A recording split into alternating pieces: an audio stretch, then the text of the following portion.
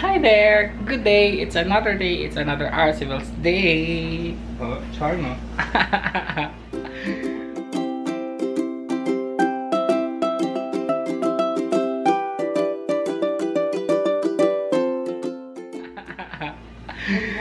It's another day, another Yes, guys. Ngayon lang ako talaga nakapag-vlog ulit. Medyo busy talaga ang life ni RC. Tapos, meron pa akong bisita na nagsamok-samok. Oh, charot. Look at John.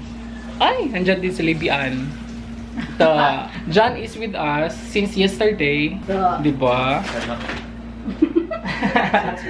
Kahapon, pumunta kami ng Simala Church.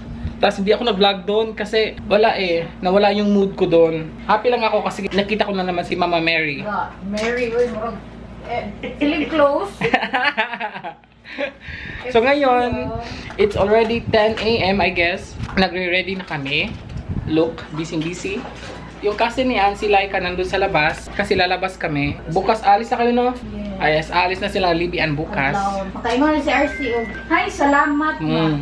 Uuwi na ang mga haliparot dito. Yes, tama. Nadimonyo ka. Busy kaya akong iyaan, Nara.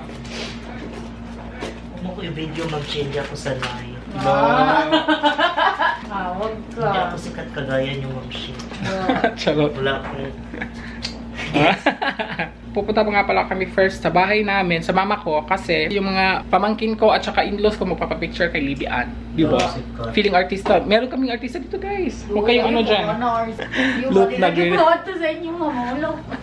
nagre-ready na siya. Actually, nung ano pa, kailan ka nga dumating? 21. Yung nung 21 pa dapat magpa-picture, pero walang time kasi nung dumating siya ng 21 ng hapon, tas gabi noon, umalis na kami. Tapos sabi namin nung Friday na lang, tas pagdating namin ng Friday, gabi na din.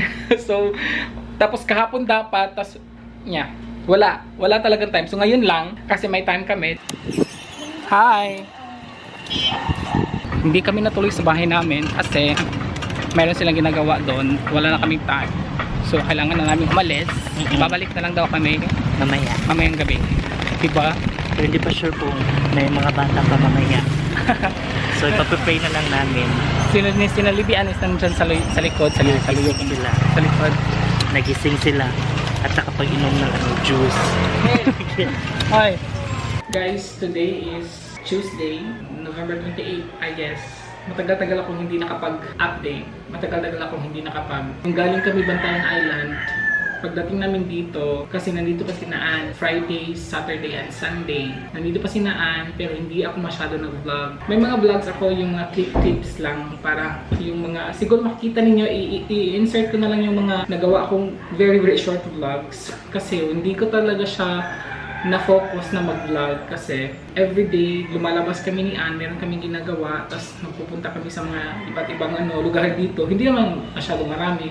Nakaka-stress lang kasi traffic. Ang hirap maghanap ng sasakyan pagdating namin doon sa lugar na yun. But anyways, yung plan namin is nagawa naman namin nung nagpunta kami sa Simala, doon sa Sibunga. Nagawa namin pero hindi din ako masyadong I think, video lang yun. Very short video lang. So, i-insert ko na nga lang yun. And then, after that, dumiretso kami sa, sa mall kasi meron akong appointment. Natapos kami doon, gabi na din. Nung Sunday ata, lumabas din kami, pumunta din kami ng Ayala. But before that, pumunta kami ng port kasi sinundo namin yung kapatid ni Anna lalaki kasi sabay silang pupunta ng Monday doon sa Mindanao. But then, nagka-problema sa ticket kasi walang ticket for that night na yon. Magbo-boat lang yung kapatid niya papuntang Mindanao tapos sinaan at yung pinsan niya is mag-airplane. But then, yung kapatid niya na lalaki, kasi plan is yung kapatid niya pupunta ng Mindanao Sunday evening ata yun. Tapos walang ticket, walang fully book ata or I don't know. So nakakuha siya ng ticket for Monday evening. Yung pinsan ni Ann, dapat sabay sila ni Ann papuntang Mindanao. Hindi pinatuloy ni Ann kasi para meron kasama yung kapatid niya na lalaki. Kasi ayaw din ng kapatid niya na lalaki na mag-isa siya na magbo-boat. So kaya si Laika hindi pinasabay ni Ann mag-airplane papuntang Mindanao. So yun, nasayang yung ticket nila. Si Ann pala umuwi nung Monday, very early at 2 AM kami gumising kasi 3 AM dapat nandun na siya sa airport. Hinatid ko siya dun sa airport at 3 AM ng Monday and then yun na. I mean, enjoy naman yung mga nagawa namin dito, yung mga plans namin dito. May mga plans pala kaming hindi nagawa.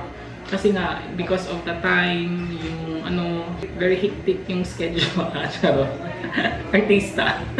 So yun, I think 2 plans ang hindi namin nagawa, but it's okay naman kasi napuntahan namin yung church dito, yung Simela, tapos nagpunta kami ng Bantayan Island. Yun talaga ang plan namin. Kaya siya pumunta dito. And the rest, lang naman na yun. Malls, mga ganun lang, shopping konti, mga ganun lang. Masaya naman. First time kasi yun ni Anne dito. And now, it's already 9 AM na ata dito ngayon. At meron na ako ditong pang breakfast. Bigay sa akin ng kapatid ko doon sa baba. At binigyan din niya ako ng sabaw for my lunch later. Ayan, nilagang baboy ata yan. So, that's for my lunch later. Aalis ako today. Pupunta ako ng bangko. Kasi meron lang akong aasikasuing papeles doon. And then, today, I don't know. Meron kasi akong pinapabili sa kapatid ko for para kay mama.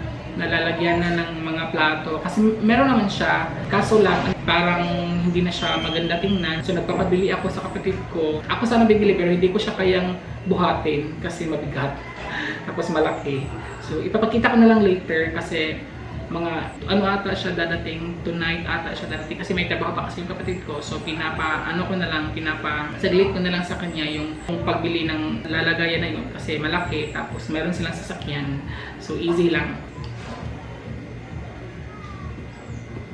Meron din akong pineapple.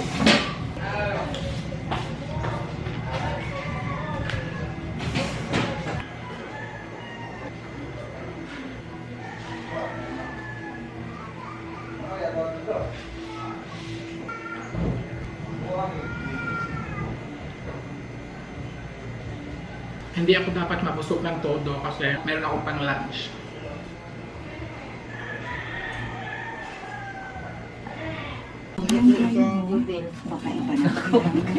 Kisewa ko yung gagatong. Dagan di sila shopping di ay si ate. Kani ba? Hindi lang sa kanya dire yung isolang ko lang.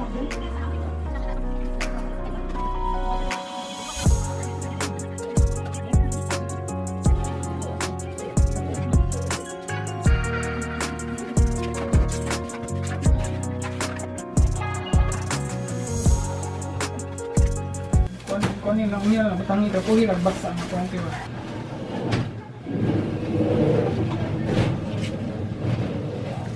Ami angkol niya, ami angkol. Ami, nadun na angkol. Nadun na angkol niya. Oh, siguro naman eh. Hindi ka mabutanganan. Nya kanang kaliro di na musuod diya sa kabutanganan. Ha? Suot eh? Dili? Suot eh? Dagko na may dagko kaliro pa sa dako. Pwede man sa dilo ko hindi lang kakaliro kanang ko. Hanggang may lang butang babo. Kapukan ay siya ganda. Tantang. Palit mo ka na bili, mahal mo na bili. Katulad sa mga